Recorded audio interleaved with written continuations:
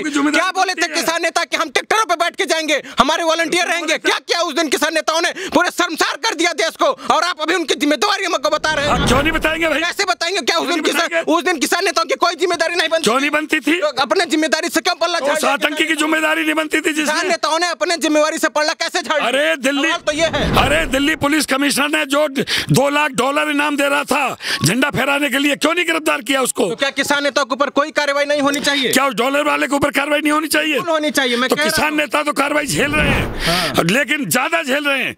जिसकी जितनी, मैंने पहले कहा है, जो जितना दोषी है, मैंने ये भी कहा है, आंदोलन गलत दिशा ले गया। नमस्कार, द राजधर में आपका बहुत बहुत स्वागत है। मैं हूं आपके साथ सत्यम तिवारी। आज हमारे साथ खास बातचीत करने के लिए भारतीय किसान यूनियन लोक शक्ति के राष्ट्रीय अध्यक्ष शिवराज सिंह जी मौजूद हैं। इनसे जानेंगे कि इन्होंने नरेंद्र मंत्री कृषि तोमर को एक बार समर्थन दिया और अब फिर से गाजीपुर बॉर्डर पर डट गए हैं, इसके पीछे की पूरी कहानी।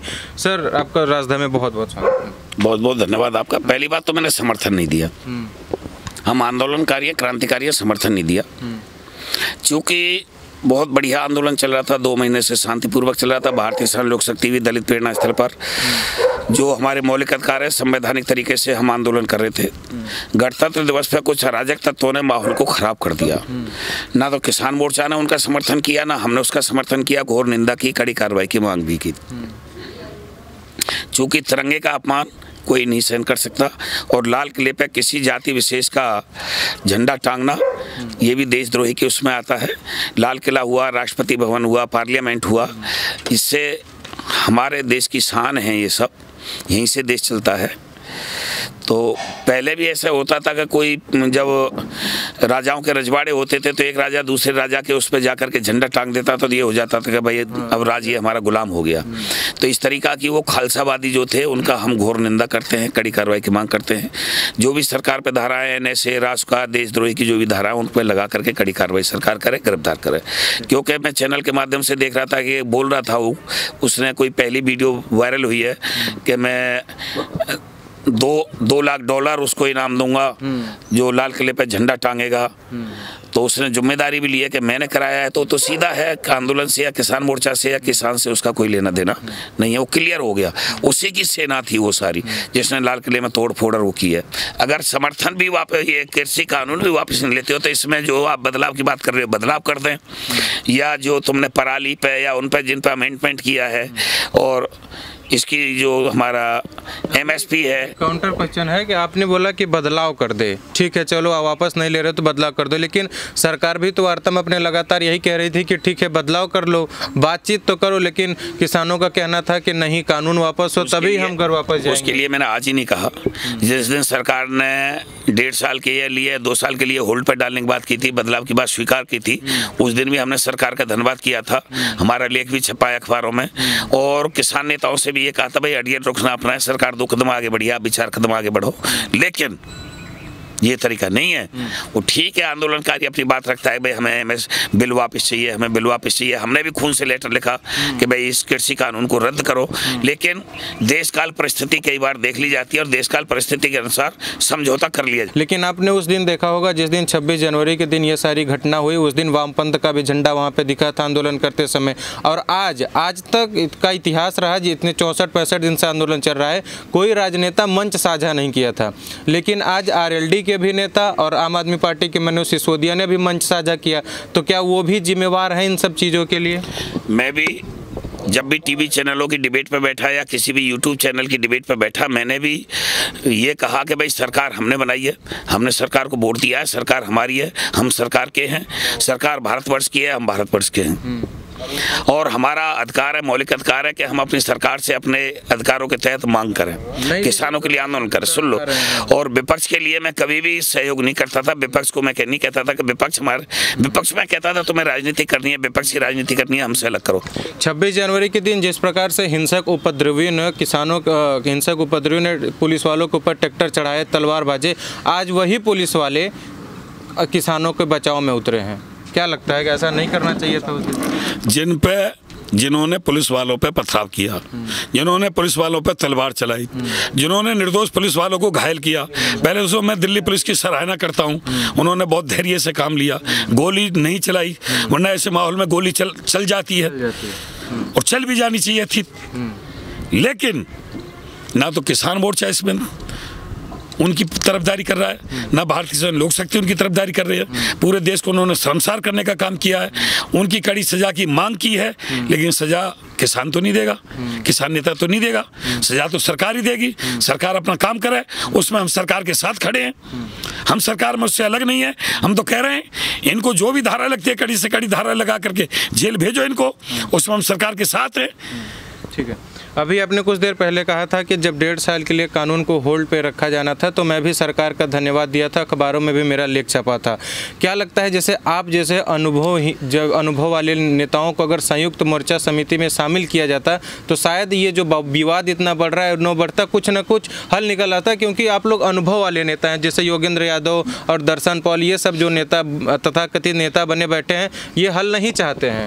इनको कारण ये है, ये नरेश टिकैत जी ने भी बयान दिया था आज से लगभग 3 हफ्ते पहले कि किसान मोर्चा में 2-3 संगठन ऐसे हैं जो ज़्यादा हट धर्मता पे हैं, उनको या तो समझाया जाएगा या बाहर किया जाएगा किसान मोर्चा। वो क्यों नहीं समझा पाया किसान मोर्चा या क्यों बाहर नहीं करवा पाया, वो तो किसान मोर्चा की जिम्मेदारी है, क्योंकि मैं किसान मोर्चा का अंग नहीं रहा हूँ।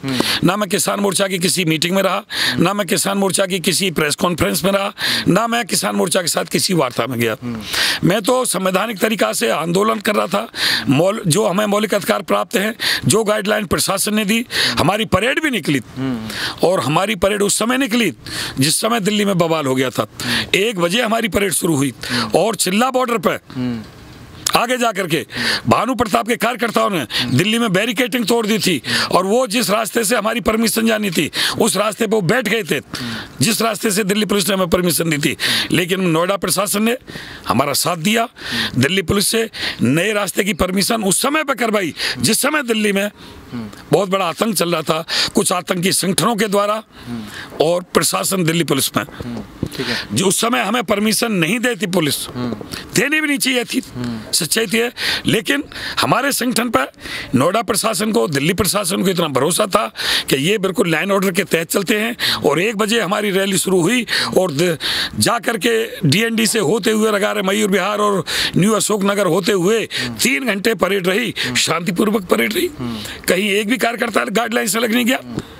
ये होता है, होना चाहिए आंदोलन, 26 गणतंत्र दिवस मनाना चाहिए, जय जवान जय किसान का नारा होना चाहिए। लेकिन 1-2 संगठन आतंकी थे, वो खालिस्तानी थे, जिनके लिए बार बार मीडिया में दिखाया जा रहा था, जिन्होंने खालिस्तान के बोर्ड लगाए। वो किसान मोर्चा को भी उनके विषय में सोचना चाहिए था, देखना चाहिए था। कहीं ना कहीं चूक हुई, ये मैं मानता हूँ। ठीक है, आपने किसान मोर्चा की बात पे कही कि नरेश टिकैत जो है भारतीय किसान यूनियन के अध्यक्ष, उन्होंने भी कहा कि कुछ लोग ऐसे हैं जो हठ धर्मिता अपना रहे हैं।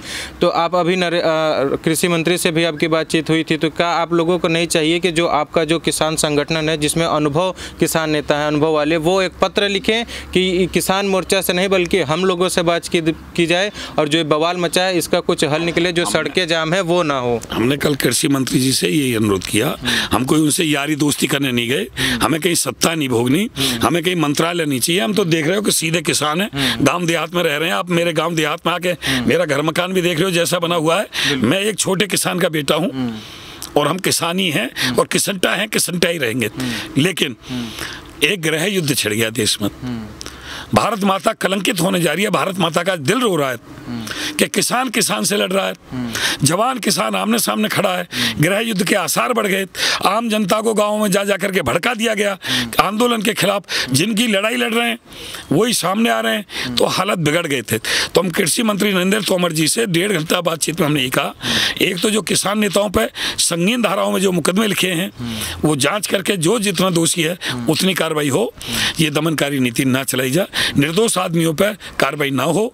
आपकी सरकार है, बहुत बड़ी जांच एजेंसी है, इसकी जांच हो। उन्होंने इसके लिए आश्वासन भी हमें दिया। आपको इन सब चीज़ों के लिए जिम्मेवार कौन दिखता है? एक, हमने तोमर साहब से कहा कि आपने जो अब तक अमेंडमेंट कर लिया, क्योंकि आज ऐसा लग रहा था आंदोलन बहुत पीक पे था, सरकार बात मानती चली जा रही थी, पराली पे मांगी और तुम्हारा MSP पे बात चल रही थी, और जो विद्युत बिल ये नया ला रहे थे उस पर भी उन्होंने कहा कि हम इस पर विचार करेंगे, स्थगित कर देंगे, नहीं लाएंगे। तीनों कानूनों पर 2 साल के लिए अस्थायी रूप से स्थगन की बात हुई, कमेटी बनाने की बात हुई, वार्ता सही चल रही थी, सही दिशा में आंदोलन जा रहा था, सही दिशा में सरकार चल रही थी, लेकिन कुछ उग्रवादी तत्वों ने किसानों का सत्यानाश कर दिया था। तो हमने सोचा, बुजुर्ग लोग कहते हैं जो धन जाने डूबता आधा लीजो बांट।